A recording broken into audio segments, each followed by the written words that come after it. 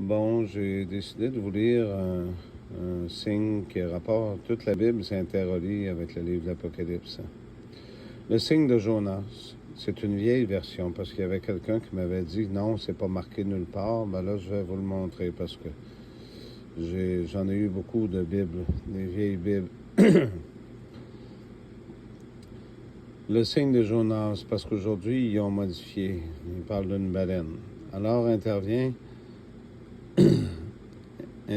quelques-uns des scribes et des pharisiens qui lui dirent « Maître, nous désirons que tu nous fasses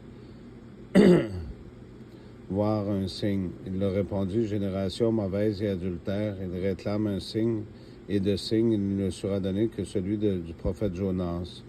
De même, en effet, que Jonas fut dans le ventre du monstre marin.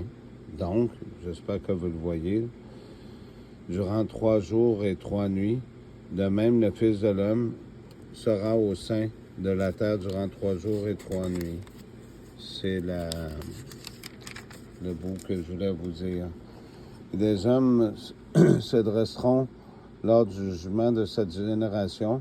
Ils la condamneront car ils firent pénitence à la proclamation de Jonas. Il y a ici plus que Jonas. Ce bout-là, il est important, comme je viens de lire avec des amis. La reine du Midi se lèvera lors du jugement avec cette génération. Ça a un lien avec la femme et le dragon du livre de l'Apocalypse. Parce qu'il y a une femme qui va mettre au monde un enfant mâle qui doit gouverner les générations avec un sceptre de fer. Le monstre voulait le manger, mais ils ne pourront pas le manger. C'est pour ça qu'il est parti faire la guerre au reste des enfants de Dieu partout sur la terre.